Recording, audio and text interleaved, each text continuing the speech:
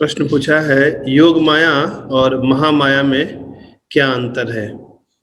3 प्रकार की शक्तियां हैं भगवान की। अंतरंगा शक्ति, तटस्था शक्ति और बहिरंगा शक्ति।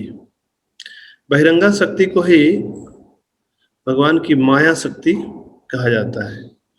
माया शाब्दिक अर्थ है, माया का शाब्दिक अर्थ है माँ मीन्स नहीं, या मीन्स जो कुछ, जिसका कोई वास्तविक अस्तित्व नहीं होता, एक प्रतीति होती है। जैसे गर्मी के दिनों में सड़क पे पानी दिखाई देता है, वास्तव में वहां पानी नहीं होता। ये भी एक प्रकार का माया है। माया मीन्स इल्यूजन, मैजिक पावर। भगवान की एक जादुई शक्ति है माया। तो माया 2 प्रकार से कार्य करती है।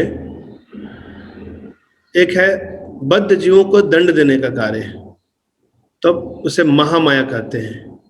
अब वही माया भगवान और भगवान की लीलाओं में सहयोग करती है, और भगवान अपने आप को भूल जाते हैं। जैसे कृष्ण एक छोटे से बालक का अभिनय कर रहे हैं, तो उस समय ऐसा अभिनय करते हैं जैसे मानो बिल्कुल बालक ही हैं, वो भूल चुके हैं कि मैं भगवान हूं। भगवान रामचंद्र अपने पत्नी के वियोग में ऐसे रो रहे हैं जैसे कोई सामान्य स्त्री में आसक्त व्यक्ति हो।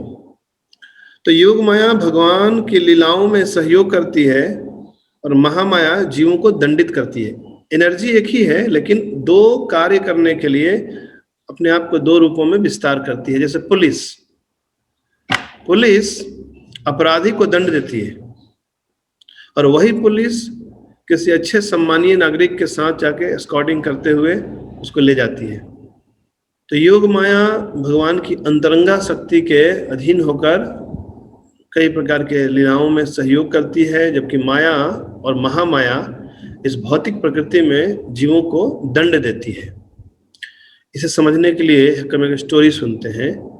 गोपाल तापनी उपनिषद में वर्णन आता है कि एक बार गोपियां भगवान श्री कृष्ण के पास जाती हैं और कहती हैं कि हमें संध्या का समय हो चुका है और कई प्रकार के भोजन बनाकर वो लाई हैं और ब्राह्मणों को खिलाना चाहती हैं। तो श्री कृष्ण ने कहा कि यमुना के उस पार दुर्वासा ऋषि रहते हैं, तुम लोग उनके पास जाओ और उन्हें भोजन कराओ। लेकिन गोपियां कहती हैं कि हम लोग यमुना कैसे पार करेंगी। तो कृष्ण कहते हैं कि जाकर तुम लोग यमुना से कहना, यदि कृष्ण अखंड पूर्ण ब्रह्मचारी हैं, यानी जिन्होंने कभी किसी स्त्री की ओर गलत दृष्टि से नहीं देखा है, तो हे जमुना मैया आप हमें मार्ग दीजिए। तो कुछ गोपियां तो मुस्कुरा रही थी कि ये कैसे हो सकता है, कृष्ण कैसे पूर्ण ब्रह्मचारी हो सकते हैं, क्योंकि ब्रह्मचारी का व्रत यदि कोई दुर्भावना से देखता भी है तो उसका ब्रह्मचर्य टूट जाता है। पर एनीवे गोपियों ने कहा कि ठीक है हम चलते हैं। गोपियां गई और यमुना माता को उन्होंने इस तरह से प्रणाम किया और कहा कि यदि कृष्ण पूर्ण नैष्ठिक ब्रह्मचारी हैं तो हे यमुना मैया कृपया हमें रास्ता दीजिए। और ऐसा कहते ही यमुना ने उनके लिए सड़क बना दी, यानी पानी नीचे चला गया, रास्ता मिल गया। उनको आश्चर्य हुआ। फिर वहां जाने के बाद उन्होंने सारे भोजन दुर्वासा मुनि को खूब खिलाए। दुर्वासा मुनि ने सारे भोजन खा लिए। अब वहां से संध्या हो गई थी ऑलरेडी, रात्रि का समय है। यहाँ पर सभी गोपियों के पति इंतजार कर रहे हैं, लौट कर आना है। तो फिर वही संकट कि अब हम वापस कैसे जाएंगे यमुना पार करके। तो इस बार दुर्वासा मुनि से उन्होंने कहा कि कृपया आप हमें कोई युक्ति बताएं। तो दुर्वासा ने कहा कि हे गोपियां, तुम लोग जाना और यमुना से कहना कि यदि दुर्वासा मुनि निराहारी हैं तो कृपया मार्ग दीजिए। और ऐसा जाकर उन्होंने, गोपियों ने, पहले तो उन्हें विश्वास नहीं हुआ, अरे इतना खाया इन्होंने, इतना भोजन खा लिया, बोल रहे हैं कि निराहारी, कोई आहार लेने वाले नहीं है। लेकिन गोपियां लौट कर आई, उन्हें भी मार्ग मिल गया। तो लौट कर आने के बाद गोपियों ने कृष्ण से, उस दिन तो रात्रि हो गई, अपने अपने घर चली गई। अगले दिन कृष्ण से उन्होंने पूछा कि कृष्ण, हमें ये समझ में नहीं आया कि किस प्रकार की लीलाएं हुई। तो ये है योग माया का प्रभाव। तो योग माया के अधीन हमारी भौतिक चेतना नहीं होती।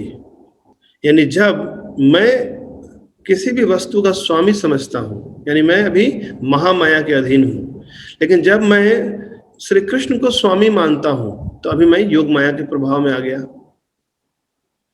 मैं अपने सुख को अधिक महत्व देता हूं। आत्म इंद्रिया प्रति वांछा तारे बलि काम। मैं वासनाओं से ग्रस्त होकर अपनी प्रसन्नता के लिए कार्य करता हूं, यानी मैं अभी माया के अधीन हूं। माया यानी महामाया सामान्यतः। लेकिन जब मैं कृष्ण की सेवा में तल्लीन हूं तो मैं अभी योग माया के प्रभाव में हूं।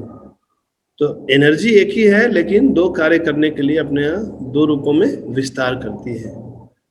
जैसे किसी अपराधी को पुलिस पकड़ के, कोई बहुत ही खूंखार अपराधी है, तो उसको 4-6 पुलिस वाले गाड़ी में बंद करके ले जाते हैं कोर्ट में ट्रायल के लिए।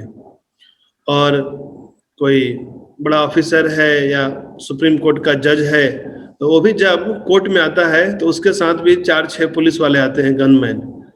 अब दोनों को बाहर से देखा जाए तो एक जैसे ही दोनों जब उतरते हैं तो पुलिस आगे पीछे रहती है। तो एक क्या है, योग माया के प्रभाव में है और एक क्या है, महामाया के प्रभाव में है।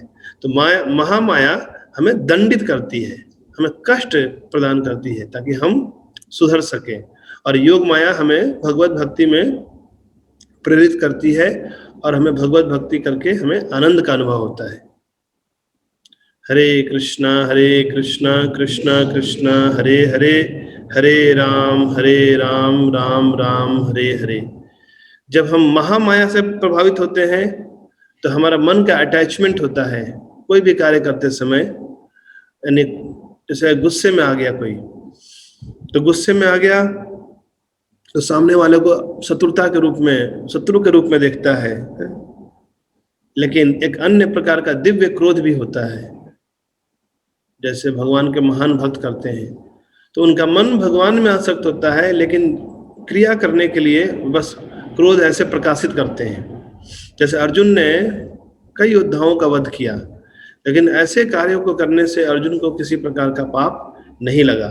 क्यों? क्योंकि अर्जुन उस समय योग माया के बस में होकर युद्ध कर रहा था। जबकि हम सब सामान्य बद्ध संसारी जीव, हम माया या महामाया के अधीन होकर हम काम क्रोध लोभ के शिकार बन जाते हैं। श्रील प्रभुपाद की।